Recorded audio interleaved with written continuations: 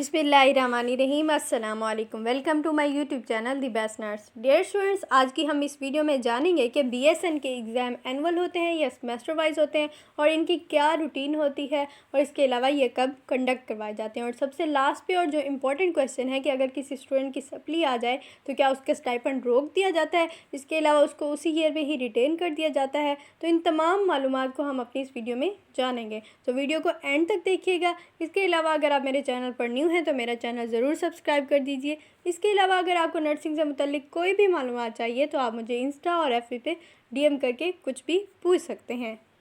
अब हम अपनी वीडियो शुरू करते हैं। डियर स्टूडेंट, जैसे कि आप लोग जानते हैं कि जब आपका बीएसएन में एडमिशन हो जाता है, इसके बाद आपकी क्लासेस स्टार्ट हो जाती हैं। जो कि बीएसएन फर्स्ट ईयर है उसकी तकरीबन हमेशा से ही वो 1 जनवरी से क्लासेस स्टार्ट हो जाती हैं।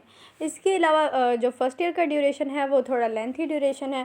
फ़र्स्ट ईयर में 1 ईयर कंप्लीट, नेक्स्ट ईयर जो होता है वो मार्च और अप्रैल के दरमियान बीएसएन फर्स्ट ईयर के एग्ज़ाम्स हो जाते हैं। इससे आपकी ये बात क्लियर हो गई होगी कि बीएसएन का जो है वो एनुअल सिस्टम है, सेमेस्टर वाइज नहीं होता बल्कि एनुअल सिस्टम है। साल के एंड पे आपके एग्ज़ाम्स लिए जाते हैं, तो इस तरह कॉलेज की तरफ से आपके मिड्स लिए जाते हैं और जो आपके मिड्स होते हैं उसमें जो 10 मार्क्स होते हैं वो आपके एनुअल में इंक्लूड किए जाते हैं, वो कॉलेज की तरफ से कंडक्ट करवाया जाता है। तो आपकी ये कन्फ्यूजन दूर हो गई होगी कि आपका एनुअल सिस्टम होता है जिसमें आपको साल के एंड पे पेपर देने पड़ते हैं। ये मैं पंजाब गवर्नमेंट नर्सिंग कॉलेजेस की बात कर रही हूँ। इसके अलावा डियर स्टूडेंट्स, अब हम एग्ज़ाम्स रूटीन की बात कर लेते हैं। फ़र्स्ट ईयर का जैसे मैंने आपको बताया कि थोड़ा लेंथी ड्यूरेशन होता है, जबकि सेकंड ईयर, थर्ड ईयर और फोर्थ ईयर जो होता है वो 1 ईयर कंप्लीट 1 ईयर होता है कि जो अप्रैल से आपका ईयर स्टार्ट होता है तो नेक्स्ट ईयर अप्रैल में ही आपके एग्ज़ाम्स होते हैं। एग्ज़ाम्स जो हैं ये इन 4 ईयर के तकरीबन इकट्ठे होते हैं, मतलब डेट शीट आती है, फ़र्स्ट ईयर और सेकेंड ईयर के इकट्ठे एग्ज़ाम्स होते हैं, थर्ड ईयर और फोर्थ ईयर के इकट्ठे एग्ज़ाम्स होते हैं। सबसे लास्ट में और जो सबसे अहम टॉपिक है वो ये है कि अगर किसी सब्जेक्ट में किसी स्टूडेंट की सप्ली आ जाती है, वो उस सब्जेक्ट में फ़ेल हो जाता है तो क्या उस स्टूडेंट का वाकई स्टाइपेंड रोक लिया जाता है, इसके अलावा क्या टर्म्स एंड कंडीशन होती हैं।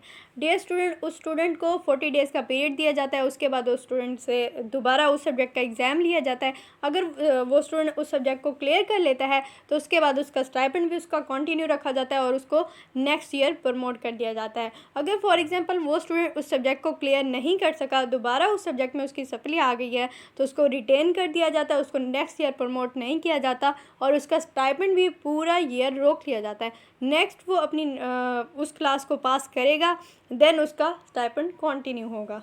अब हम बात कर लेते हैं कि अगर किसी स्टूडेंट की 2 या 3 सब्जेक्ट में सप्ली है तो वो उसको किस तरह क्लियर कर सकता है। इसकी भी सेम टर्म्स एंड कंडीशन है कि उस स्टूडेंट को 40 डेज़ का पीरियड दिया जाता है और उस 40 डेज़ के बाद उसकी उस 2 या 3 सब्जेक्ट्स की उसकी दोबारा एग्ज़ाम लिए जाते हैं।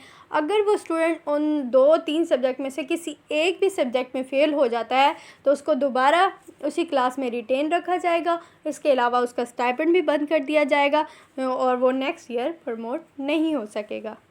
होप सो कि आपको मैंने जो समझाने की कोशिश की है वो तमाम बातें अच्छी तरीके से समझ आ गई हैं। इसके अलावा मैं कोशिश करूँगी कि आपको एग्ज़ाम के मुतालिक भी टिप्स दूँ कि आपको कैसे प्रिपरेशन करनी चाहिए और किस तरह के आपके एग्ज़ाम्स में क्वेश्चन आते हैं तो आप इजीली अपने एग्ज़ाम्स को पास कर सकें।